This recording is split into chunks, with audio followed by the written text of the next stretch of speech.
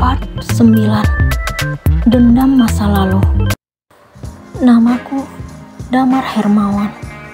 Suami Tari, wanita yang dulunya sangat aku cintai. Namun, setelah tidak sengaja mendengar percakapan itu, rasa cinta dan sayangku kepadanya berubah menjadi sebuah ambisi untuk balas dendam. Saat itu, kami telah menjalin hubungan selama 8 tahun.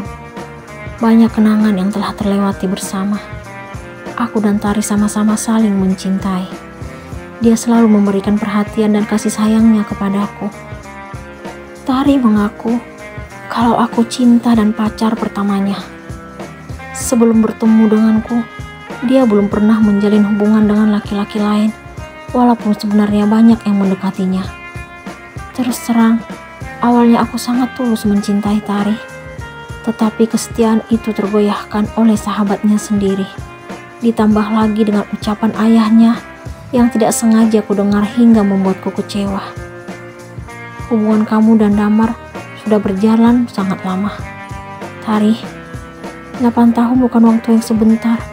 Sampai kapan kalian tetap seperti ini? Ayah sudah tidak tahan dengan ucapan tetangga tentang kalian yang sering jalan berdua. Dia itu laki-laki tidak bertanggung jawab. Penuturan ayahnya membuatku sangat kesal saat itu. Orang tua itu menganggapku tidak bertanggung jawab. Kenapa ayah harus peduli dengan omongan orang lain? Tari dan Mas Damar yang jalanin, dan kami tahu batasan yang tidak mungkin kami lakukan. Mas Damar tulus mencintai Tari, ayah. Tari yakin kalau dia pasti akan datang secepatnya untuk melamar.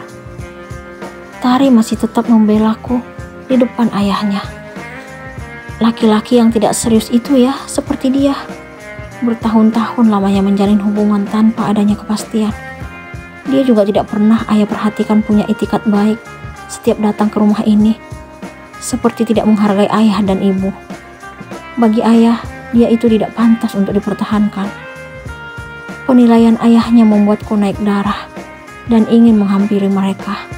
Namun, niat itu aku urungkan dan berusaha untuk tenang dan sabar. Aku makin bersemangat untuk mendoakan cinta Tari bersama Tia, sahabatnya. Bagiku, Tia jauh lebih mampu memberi kebahagiaan. Aku dapat merasakannya semenjak kami menjalin hubungan tanpa sepengetahuan Tari. Tia selalu mengerti apa yang kuinginkan, hingga dia bersedia memberikan sesuatu yang paling berharga dalam dirinya untukku. Perhatiannya juga membuatku makin tenang jika berada di dekatnya. Kami sangat pintar menyembunyikan hubungan terlarang itu dari Tari. Aku tetap bersikap romantis kepada Tari sesuai dengan rencanaku yang ingin balas dendam karena tuduhan ayahnya. Semua itu juga kulakukan atas permintaan Tia, supaya Tari tidak menaruh rasa curiga. Jangan sampai Tari mengetahui hubungan kita, Mas. Aku gak mau dianggap sebagai teman makan teman. Tia memintaku merahasiakan hubungan kami. Ya sayang, kamu tenang aja. Aku akan tetap bersikap biasa padanya. Terima kasih, Mas. Dia langsung memelukku. Aku selalu merasakan kenyamanan saat berada di dekat Tia. Kebersamaan kami membuatku menjadi benar-benar jatuh cinta kepadanya. Cinta itu makin besar saat mengetahui kalau dia sudah lama mencintaiku. Dia memendam rasa itu karena aku pacar sahabatnya kala itu. Akan tetapi, seiring berjalannya waktu, akhirnya rasa itu tidak sanggup lagi dia pendam, hingga dia memberanikan diri mengungkapkan perasaan cintanya kepadaku. Aku juga tergoda dengan ucapan, juga sikap manja yang dia tunjukkan di depanku. Kesetiaanku kepada Tari akhirnya goyah dan berpaling kepada Tia.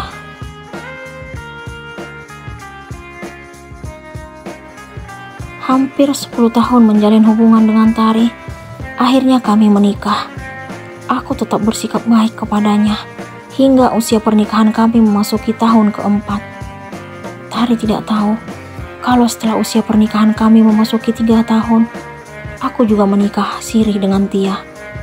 Aku tidak tega melihat Tia hidup dengan ketidakpastian tanpa hubungan yang jelas. Setelah menikah dengan Tia, aku merasa makin bosan melihat Tari. Tetapi aku berusaha bertahan untuk bersikap baik kepadanya demi menjalankan aksi balas dendamku.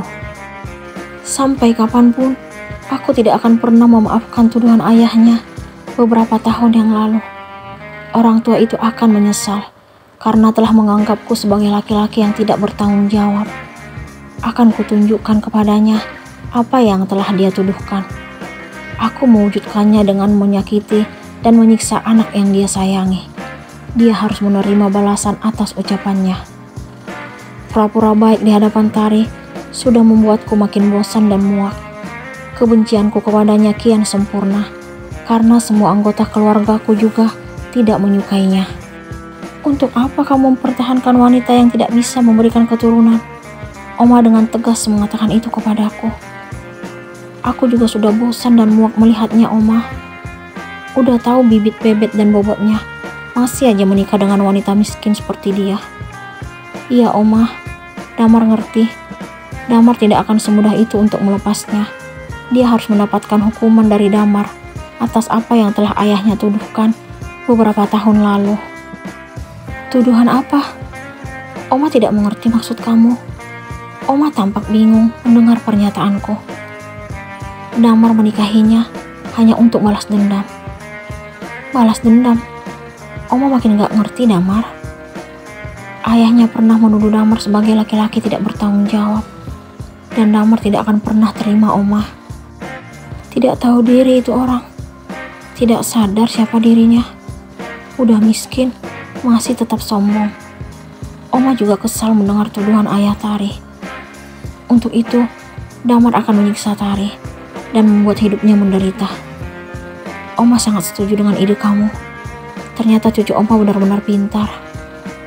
Tidak hanya Oma yang menyetujui rencanaku, tetapi hampir semua anggota keluarga juga turut mendukung. Oleh karena itu, aku makin bersemangat untuk membuat Tari menderita. Kenapa sikap kamu berubah, Mas? Tanya Tari saat aku berlaku kasar kepadanya. Kamu pantas mendapatkannya. Mana Mas Damar yang dulu?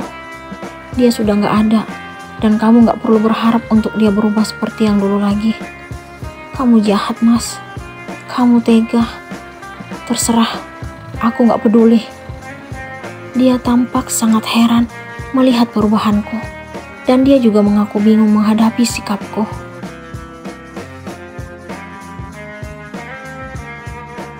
Setelah usia pernikahanku dengan Tia berjalan 1 tahun, Tari pun akhirnya tahu kalau dia memiliki Madu. Aku bingung, kenapa dia tiba-tiba mengetahui hubungan kami. Tari memaksaku untuk memberitahukan yang sebenarnya tentang pernikahanku dan Tia. Dia tampak sangat terkejut mendengar penuturanku. Aku tidak peduli walaupun dia telah mengetahui hubungan kami. Aku justru makin kasar dan berusaha untuk menyakitinya, hingga dia meminta cerai. Akan tetapi, tidak semudah itu aku akan melepasnya. Dia harus menderita sebelum berpisah denganku. Tuduhan ayahnya harus benar-benar terlaksana, yang telah menganggapku tidak bertanggung jawab. Aku menolak bercerai dengannya, dengan alasan bahwa dia masih memiliki utang banyak kepadaku. Aku memintanya mengembalikan biaya yang telah kukeluarkan untuk membiayai pernikahan kami. Hanya itu jalan satu-satunya, supaya dia tidak lepas dariku sebelum dia benar-benar tersiksa dan menderita. Itu maksud dan tujuanku untuk menikahinya. Gila kamu, Mas. Bagaimana mungkin aku harus membayar semua yang kamu keluarkan dalam acara pernikahan kita? Dia tidak terima dengan permintaanku. Aku sangat tahu kalau keluargamu tidak mungkin sanggup melakukan itu. Apa yang bisa diharapkan dari kalian? Untuk makan aja mungkin udah bersyukur. Dasar keluarga miskin. Aku tidak pernah menyangka kalau ternyata ini sifat kamu yang sebenarnya. Kenapa dulu kamu menikahiku kalau akhirnya menyiksaku? Kamu pikir aku menikahimu karena cinta? Tidak sama sekali. Kamu gak pantas untukku. Keluargaku terpandang dan tidak akan pernah sepadan dengan keluargamu. Perbedaannya bagaikan bumi dengan langit. Ngerti? Aku membencimu dan sangat menyesal menjadi istrimu. Aku jauh lebih tersiksa menikah denganmu. Tia yang seharusnya menjadi istri sah untukku. Aku dengan sengaja membandingkannya dengan Tia, karena bagiku hanya Tia yang mampu dan sanggup memberikan kebahagiaan untukku. Apa yang akan Tari lakukan supaya berpisah dengan Damar?